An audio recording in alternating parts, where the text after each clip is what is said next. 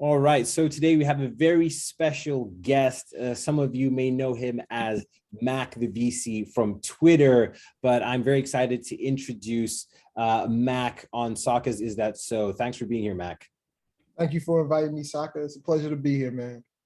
No worries. Well, let's just get straight into it. So, Mac, everyone has their own journey and intellectual journey to get to VC. I'd love to know about your intellectual journey to coming into this VC space, where it all started and how you got in. Yeah, I'll try to do the shortened version, but essentially, I became a software engineer. I was working for the government, had top secret clearance with the Department of Defense. And within that, while I was doing that, I started off in the student program before I transitioned full time. And within that program, I got to meet this gentleman by the name of Patrick Jackson. Today, Patrick is the CTO of a company called Disconnect, a VPN company. But back then, he was a young man who was obsessed with being the Black Mark Zuckerberg. Right, like that was his thing. He was a computer science major from Howard, and like Pat was just he had the Silicon Valley mindset before we knew what Silicon Valley was. Right, like he was all about making products that could make money while you slept. Right, he's the reason why I learned PHP and MySQL, because that's what Facebook was built off of. And for context, iPhone comes out in 07. He makes his first iPhone app in 08. Right, he's that guy. Wow. And so he was the first, like, I had always been entrepreneurial, but he was the first one to show me how, like, what we were doing as our job could generate capital. And so that led me and a couple of my friends to starting my first business in 2010. After 4.5 years, never raised any money, but went through 2 accelerators, learned how this all worked. We sold the IP of that company to a division, to a Fortune 100 company. Started another company after that, raised some capital. That one didn't work out. And then my transition gets weird because I get a job at a marketing firm, building e-commerce websites, which was not what I saw for myself after being CEO of 2 startups. And after an event where they got a client I didn't agree with ethically, I had been there for a year, I quit. And the Monday after I quit, I got an email, community-wide email from the investment arm of the state of Maryland saying they were looking for a fund manager. And as an entrepreneur, like any entrepreneur who's ever gone to raise capital at some point has probably thought to themselves, like, I could do this. I have friends who have startups. I can invest in companies. I was no different. And so I applied for a job at a venture firm off of an email, and 4.5 months later, they hired me. So very unusual way to get in the job in VC, and it was a state-ran fund. So that's how I broke it. Wow, that's so interesting. And you kind of mentioned having something work for you while you sleep. Sort of that's what software and that ability to scale. Walk me through a little bit about how you came to that realization that, look, you couldn't keep exchanging your time for money. You kind of had to create a platform or something that would make money outside of you exchanging your time for it. I think it was, so you gotta understand. So when I got that job working for the government, I was like 20. Within like 18 months working as a government contractor, I had a 6-figure job. So I'm like 22 with a house and a bunch of cars, like making a bunch of money. And, it was just kind of like, what do you do next? Well, you do the same thing for the next 30 years and you retire. Like, well, that's not what I wanted to do. And, Patrick was always talking about, making building things that make money while you sleep. Because, we're engineers.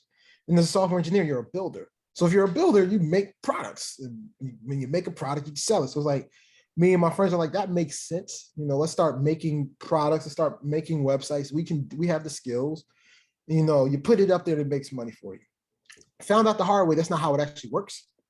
That's what we thought. We went off thinking that we were going to build something or we just generate, money as we were, when we were working or when we were doing our day jobs, but realize at some point that what we were building was a business and we had to actually put time and energy, and there was a bunch of skill sets we didn't have that we needed to learn.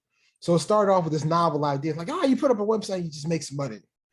And then came to like, no, you got to put in this work and this effort. You got to find customers. Customers don't just come to you. Got to do business development, got to do networking, got to find investors. What the hell is an investor? Where do you find, like, all these things we started running into? And that's kind of leads me down the path of, like, really getting into the startup ecosystem and eventually as a VC. Fantastic. And I mean, nowadays there are accelerators for venture capital firms and things like that. But man, you had to do it all on your own pretty much. I mean, you were starting from scratch with very little support. Walk me through, I guess, the first couple of steps, because there's everything from like regulation to finding investors to doing all sorts of things. What was ground zero for you? Was it sort of like creating your brand awareness on Twitter, or like what was kind of ground zero for you? I mean, ground zero was getting my job with the state, right? So I'm working for the state. I'm doing early stage seed investing. And so I'm now learning and cutting my teeth on how to be a VC. You know, what does it mean to be an investor? What does it mean to generate proprietary deal flow? What does it mean to negotiate with founders? You know, what's going on in the ecosystem? And then about 4 months on to that job, I came to my bosses with a proposal to create a pre-seed fund specifically for Black entrepreneurs. And so, and I was able to get a Black-owned bank in Baltimore to put up half the money for that. And they let me do it, and I ran that for 3 years. It ended up being the first and only state-backed pre-seed fund for women and minorities in the country. And so through that whole process, I'm trying to learn as much as I can, because the one part of my story is I actually dropped out of college to take my job working for Northrop Grumman. So I don't have a college degree and I don't have a finance background. So here I am doing venture investing, starting a new fund for the state, and like, I don't have these credentials. And so I'm spending all my time making sure I understand how this works. And then early on, I'm reading books, I'm doing podcasts, I'm listening not just VC podcasts, but LP podcasts. And then I think the real big moment was you talked about VC accelerators, not really accelerator, but 500 Startups has a program called VC Unlocked. And so in 2019, I went to the one they had at Stanford. And here I am with Stanford professors who are also professional VCs who are teaching this class. And I'm like, I know most of this. Like, none of this is really new. And then that course forced me for the first time to make a deck for a fund. And so I do the deck and I pitch it, and I got a clear reaction from folks. It's like, maybe there's really something here. And so like, that's the beginning of me thinking about, you know, I've been thinking about one day I want to raise a fund, but now it's like, okay, I think I can do it, but there's still some things I gotta figure out, right? Like I have no clue how to fundraise for a fund. And so I'm going through, and then come to 2020, I meet this founder off of Twitter in Dallas, Texas, a Latin founder doing really cool B2B SaaS company, has revenue, has partnerships, nobody wants to fund him. So I'm like, all right, this is crazy. I know people who like to invest in space. Let me do a special purpose vehicle, SPV, do a one-off. And that's when one of my advisors said, hey, here's 250,000, go raise that fund. I don't want to invest in this one company. I want to invest in every company you see. So go raise that fund. And I'm like, you know, George Floyd just happened. You know, COVID's just happening. The world is crazy. He's like, no, you should do this. And then my personal network got me to about 400K, and I was stuck. I didn't know what to do. I didn't know where to go. I never actually learned how to raise from LPs, and I never grew a network of LPs because I worked for an investment arm that only invested in the state of Maryland. So my network, I had a bit of a national network, but it was with other VCs. It wasn't really with LPs. And so that's when the Twitter thing happened. So like, at that point, I started tweeting more actively, and I noticed as I was tweeting, like more and more other VCs were following me. And I'm like, okay, if I see somebody who's a VC that follows me, I'm gonna ask them for a meeting, because I ultimately want to learn from them, like, how do you raise a fund? And within my first like 15 or 25 meetings, I'm gonna have a meeting. I meet with Elizabeth Yin from Hustle Fund. I'm telling about what I'm thinking, what I'm doing. And she asked me what was my minimum for my fund. I told her, and she's like, I think I could back that. And that was the first time I realized that GPs could be LPs and funds. I was like, huh. So then that became my strategy. And then so then I made sure like anybody was a VC who followed me, you got a DM and we're going to meet, and we would just see what happened. And so that's how I famously had 1,100 meetings from the middle of June to the middle of September 2020. The actual number on my calendar, if you count it, was 1,128 meetings, not including phone calls, any impromptu meetings, right? So the number is actually probably higher. But like that was how I got kickstarted. And those 1,100 meetings got me to the soft circle, my first, let's call it 2 million. And so it was just all pure hustle. And I don't suggest anybody else do it that way. Like it's not the smartest way to do it. It was just like the way I knew how to, or it was like the idea I came up with. And like, yeah, it wasn't easy. It wasn't fun. I definitely burnt out, but it got me going. So looking back on that, actually, then what would you recommend someone do during that phase that would be different from what you did? Because most people think, hey, reach out to my network, maybe create a CRM system, start to get meetings in. But what would you do differently then? So I'd probably be more like prescriptive, like my friend Yohei.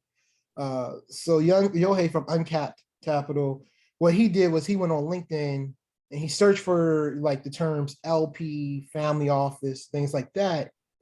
And anybody who was a second connection, he went to his first connection to make an intro. And so that's how he started getting his first couple meetings, right? And then he was becoming more prescriptive of using his network to make that happen. That's far more prescriptive way of doing it. Yeah. I also might have like started looking for, and granted it was COVID at the time, but virtual events to go to, because what I didn't understand about the industry was a lot of, especially institutional LPs, they source their deal flow from these consultants who they work with. And the consultants find folks at these conferences and these events. So you got to be in the room at these conferences doing that networking. So I would probably done a lot more virtual events to try and be in those circles. But I will say, the Twitter things worked out really well for me. When I started doing this, I had 2,500 followers. Today I have like 63,000. Wow. And that's over the last like 18 months or so. And so like that's been a real advantage also in my process. That's been helpful. But yeah, I'd have been more strategic in using my network, or trying to use my network to get the LPs, as opposed to just like spray and pray on the internet. Let's see what happens. Yeah, spray and pray is probably the more difficult method. But actually, on that note, there's sort of two ways that you can go about raising a fund. One is sort of publicly raising, and there's a certain regulatory framework around that. And then the other method, which is sort of without doing it publicly, and you don't necessarily need the regulatory limitations or anything like that around there. But I wanted to understand a bit more about your choice to do the publicly, open, hey, I'm raising a fund. Like, what made you choose that route? Because that can be a bit tougher when it comes to making sure your investors are accredited and things like that. Yeah, it was, so I'm going to raise the fund. I'm going through the process. I'm starting to build up this Twitter presence. Twitter's starting to become more and more a part of what I'm doing. And then I met this amazing individual, this woman by the name of Kate Broderick from the W Fund. And Kate's like, hey, have you heard of Angels List Rolling Fund? They're doing this new thing. You should check it out. And so the thing about that was the Rolling Fund allowed for people to publicly solicit. And so I reached out to Angel List and found out that they were using this designation called 506C. Most times when people raise money where you're a startup or a fund, you typically raise them in the designation of 506B, which means you can't publicly talk about it, but you can have up to 30 unaccredited investors in whatever you're doing. 506C, which actually came out in 2013 as part of the Jobs Act, allows for you to publicly solicit, but all of your investors must be accredited investors. And you have to do some level of work to certify that they're accredited. Interesting. And so I was like, well, with my Twitter thing working, if I could publicly talk about it, this could be really cool. And so that's what the beginning of the idea of using the 506C method and really using the public to raise. And then the benefit of that was it allowed me to now build this really large brand that got me access and into rooms that I probably didn't belong in. But what I would say is that is a method that worked really well for me. I don't necessarily suggest that for everybody, because you have to want to be front facing, right? If you're not the kind of person who wants to be very front facing, don't do that. Because, as you build that brand and as you build up that network, everybody wants your time. Everybody wants to be around you. If you go to a conference, everybody's going to be coming up to you. Like, you have to want to be front and center. If that ain't you and that ain't your personality, don't do it. Yeah, I think that's great advice. And I wanted to ask a bit about the not necessarily barriers to entry, but there's a lot of costs involved in legalities in terms of incorporation, making sure you have your tax and audit documents, making sure you have your LPA agreements, all that. So, I mean, was there a biggest, or what was the biggest barrier you faced when it came to actually getting the actual fund set up itself? So initially, and this is pre me actually going out to market to raise the fund, was I'm not a wealthy individual, right? I was a state employee, so I actually didn't make that much money. And the biggest thing for me was understanding, like, I didn't know how to raise from LPs, but I figured if you gave me 18 to 24 months, I could figure out how to raise 5 to 10 million, right? You give me enough time, I can figure out. The issue and the real big barrier was, one, I didn't have money for a GP commit, and I was able to get over that. But two was, I knew I didn't have the money to not only just sustain and live over the 18 to 24 months, but to really travel, to go meet with LPs, right? Pre-COVID, Zoom wasn't as big of a deal for like these type of meetings, where I would have been traveling, even if I'm just driving around, the DC, Maryland, Virginia area and putting gas in my car, let alone having to fly out to different parts of the country to meet with LPs just for a day or two to fly back just for them to tell me no, right?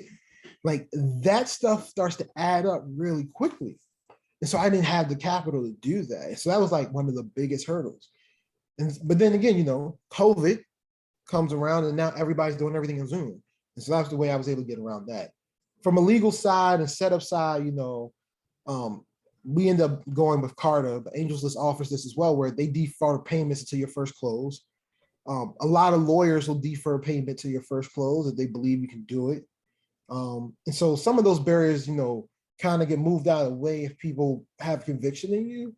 But that initial, like, having capital to just live and do what you need to do during the fundraising process, that was like one of the biggest hurdles. And then, from a standpoint of the GP commit, I just decided not to have one. So Wow. Okay. I didn't have a GP commit in my fund one. That was an option for you? I thought that was kind of like standard. Everyone has to have one. Yeah, that's what they tell you. And then I told them I didn't have a GP commit because I didn't have the money. And somehow all of my LPs were able to get out of their own way and said, sure, we'll still back you. I'm trying to normalize that. There needs to be more of a thing. Yeah, I love that, because it's sort of like where there's a will, there's a way. Like, you'll kind of figure it out if you really want something bad enough. In terms of the, I mean, so all right, you've got the legal structure, you've got all that together. You finally, deploying capital. And congratulations. I know that you recently got to, your second fund that you're starting to raise right now, where I'm not sure how far you're getting along with that. But I know that a big part of being successful in this industry is your track record.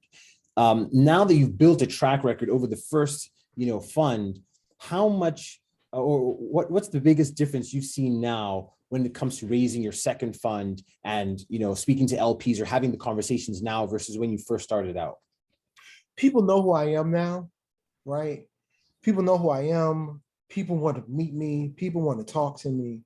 And I have like over 200 LPs in my fund one, right? And so that network of them and making introductions to LPs has been strong.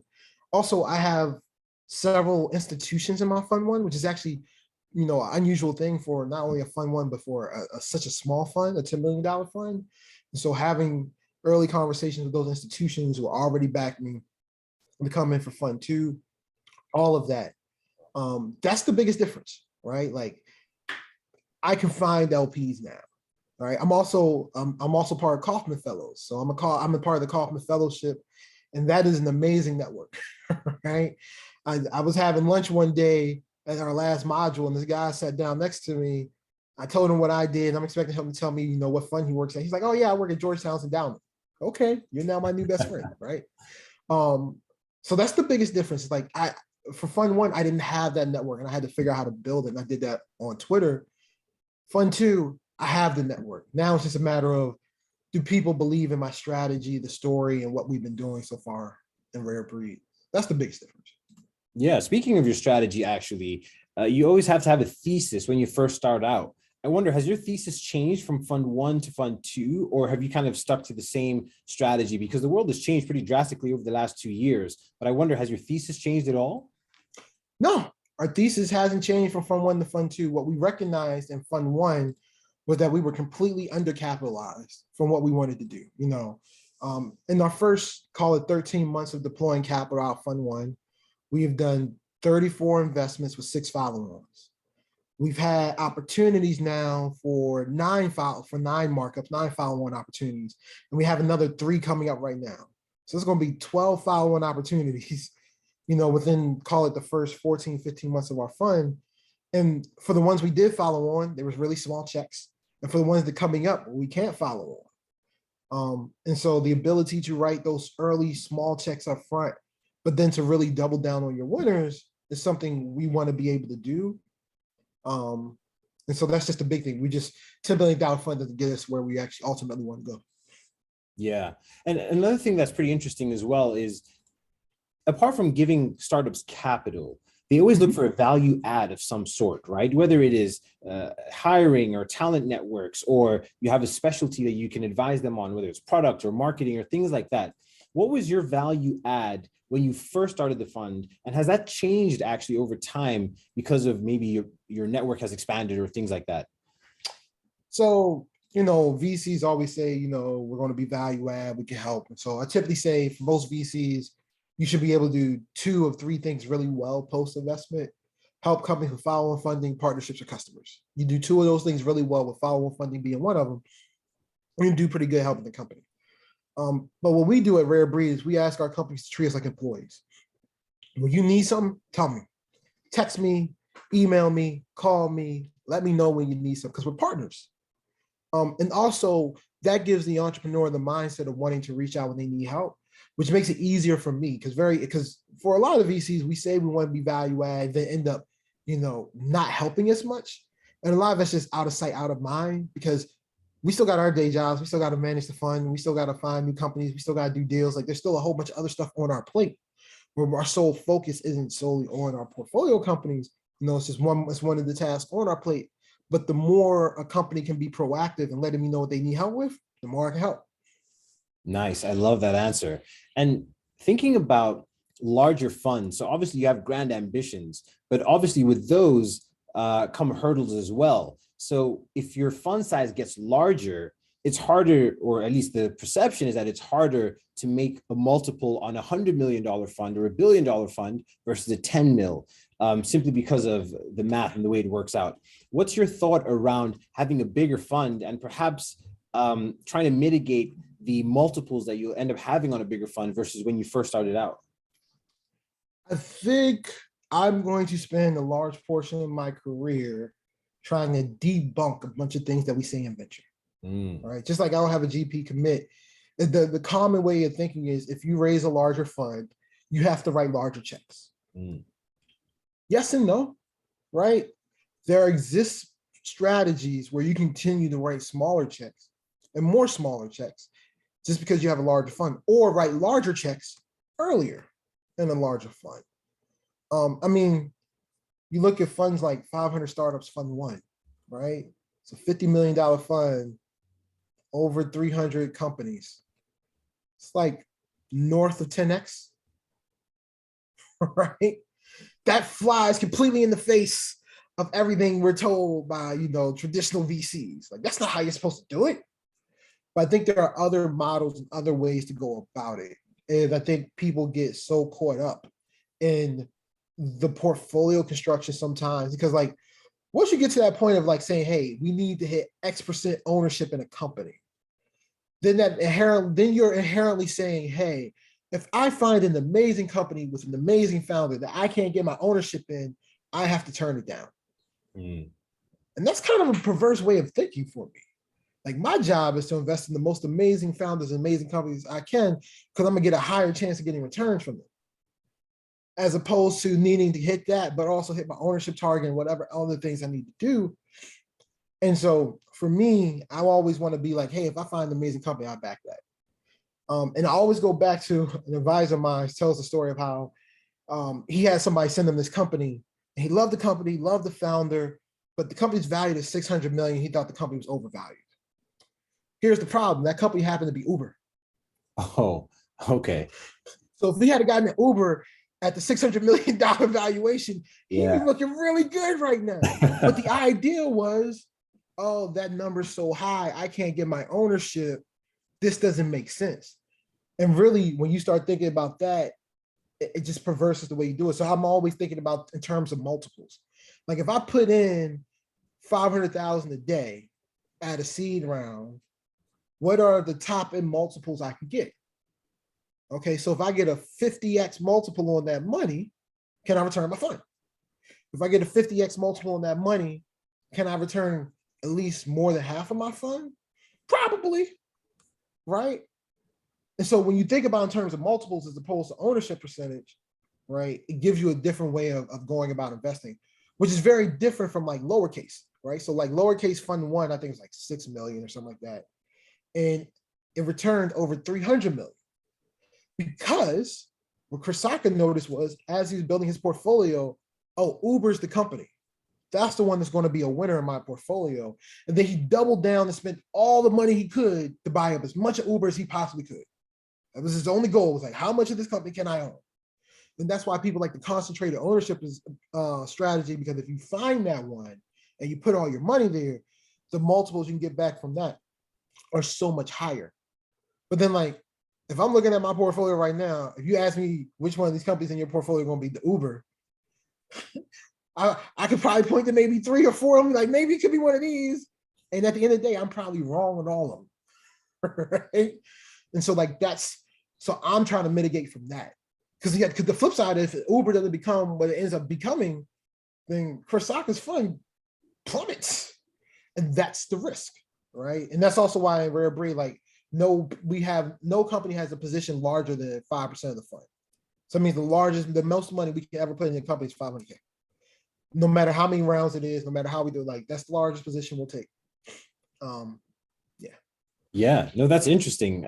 Even as an angel investor, it was 1 or 2 companies that really, created that 3 or 4x across the entire portfolio to make up for the rest of them. So it's a very interesting dynamic. As you mentioned, Chris Saka was doubling down on that. But I want to touch on something you mentioned, which is really interesting around finding the right companies. If you find the right ones, you can get those multiples, and we can dispel some of these notions that people have out there about, larger funds not being able to return and things of that nature. But specifically here, what you're seeing now in the country is good opportunities and good founders can be found anywhere. It's not just in Silicon Valley anymore, right? There are Canadian companies, there are companies in Baltimore, everywhere around the world. So there's this democratization of access and of good founders all around the country. And you're a bit of a pioneer in that sense. I mean, you must have been looking in your local market and in places that people weren't looking to find these gems that were rough or unpolished that have become something big or could become something big later on. But I wanted to get your thoughts on sort of this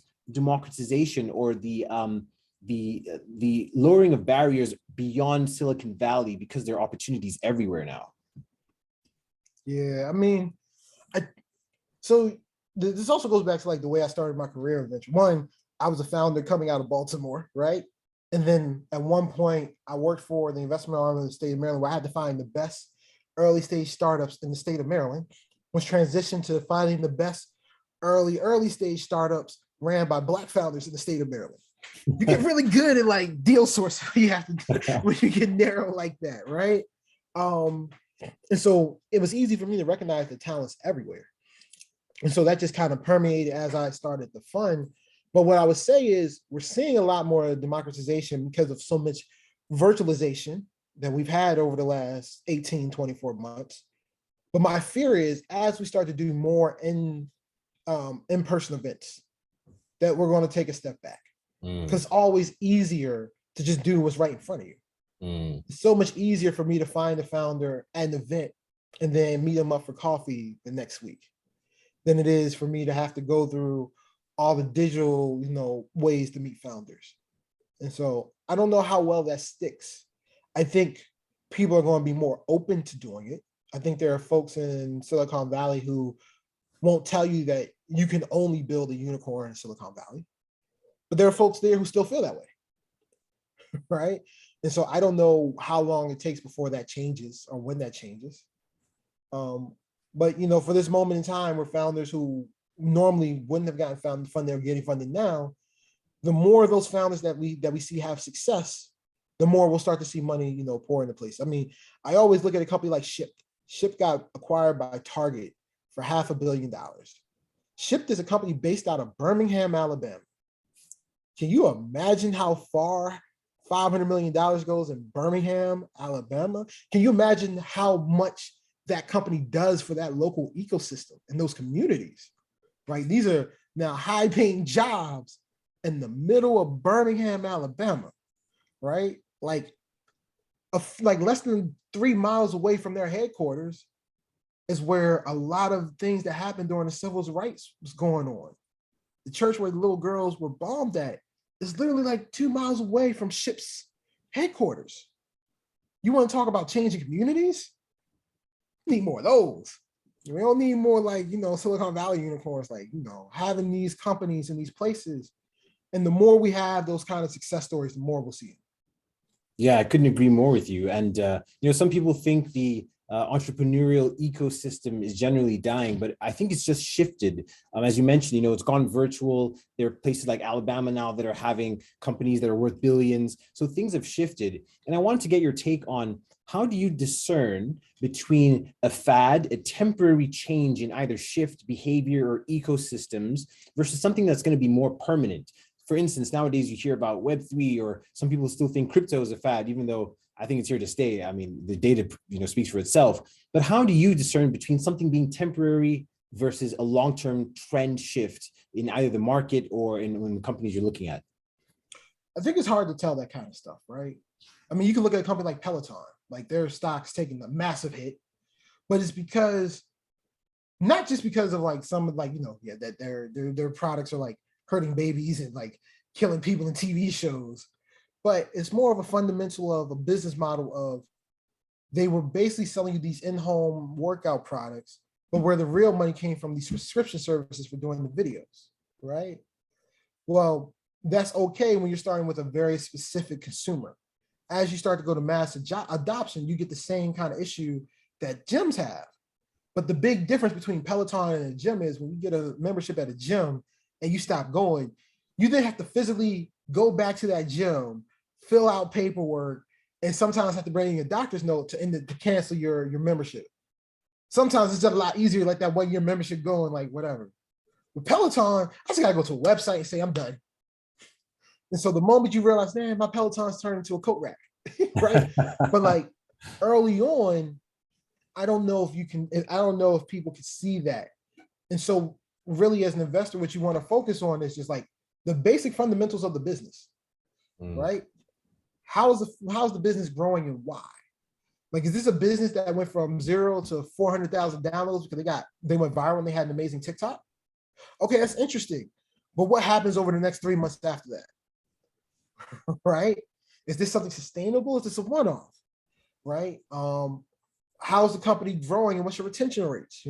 Like everything comes down to business fundamentals. And if you do that, and if you think about companies that way, it makes it easier for you to avoid fads and biases. I'd be like, hey, if you tell me, all right, you got this company, it sells product to women, I don't understand this, but they're paying a premium for it, they keep coming back, and they're always telling all their friends how much they love it. Well, I just explained Spanx, right? I don't need to know why women love it per se. All I need to know is like, hey, they pay a premium, they tell everybody they love it, and they keep coming back. Well, that's the baseline of a good business, right? And so like, when you think about companies in that way, then it doesn't become about Web3 or fintech. No, be like, are you amazing? Are you an amazing founder who's got a really strong hustle, who's got some tailwinds for timing and other things going on that are leading you to potentially having a successful business? Okay, I can bet on that all day, every day. Nice. I love that. So what are some of the telltale signs that you have seen over the past couple of years, whether it's either from a business fundamentals perspective or from a founder perspective, that makes you a bit nervous or apprehensive to invest in one business versus another? Are there certain things that would give you sort of spidey senses, or, get your senses going that this might not be good, even though there are appearances of a good business on the surface? Over valuations, like valuations have gotten really kind of crazy and out of control. And then also seeing like non-experienced founders raising capital or high valuations, where when you start to dig into the business, some of those business fundamentals don't make sense. It's like, hey, we're doing great. We did 50,000 revenue last month. We're up by 25%. We're doing great. We're raising this round. Cool. Dig into the business. Okay, the month before you did 5 transactions that got you 25,000, but last month you did 2 transactions that got you to 50. So you're trying to do some hand waving with the dollar amounts of revenue. In actuality, I need to know transactions. Your amount of transactions actually went down, not up. But you're using that number of how you're going up to raise significant amount of capital at a high valuation. I'm out. Right? I could be completely wrong, right? And that could be a really strong business. But from what little information I have to work on, I don't actually know if this is a good business or not. I know how you're positioning it, and that's being a good storyteller and like, hey, do your job, founder, go raise that money. But for me, it's doing my due diligence and digging in. It's like the story you're telling me doesn't add up with what's actually happening in the business. Yeah. And I've seen a lot of that in the last 18 months. Yeah, that makes a lot of sense. We're almost coming up on time. We've got a few minutes left. I want to be really respectful of your time. But if you could sort of forecast into, let's say 2030, 2035, thinking about the venture capital industry, what would you like to see this industry look like at that point in time? Whether it's the types of businesses or even the structure, maybe they're VC DAOs by that time, who knows? But what would you like to see in 10, 15 years time? I hope to see a far more diverse set of investors, and specifically GPs and also LPs in the space. And I hope to see that funds like mine and my contemporaries who have raised their funds over the last 18 to 24 months show successful portfolios. Because if we don't show successful portfolios and successful funds, it's going to make it harder for the next group of underrepresented GPs to try and raise. Like 2020, 2021, and probably 2022 vintage are going to be like the marks that people go back to see. Like, hey, we talked a lot about diversity back then and gave money to a lot of Black and brown and women fund managers. How did they do? So 10 to 15 years from now, I hope to see that we outperform. I hope to see that we all did well. And I hope to see that the work that we do today leads the way for the next generation to come behind us and really, truly get to a point where this industry is fully diverse. Fantastic. I think that's a great note to end the podcast on. We got to have you back for another episode, but how can people reach out to you? And if there's any action that you'd like for our audience to take, please feel free to let them know now so that they can do it after the show. Check me out on Twitter as at Mac Conwell, MacConwell. Hit me up, tweet at me, DM me, talk to you in the Twitterverse, folks. Awesome. Thanks, Mac. Thank you.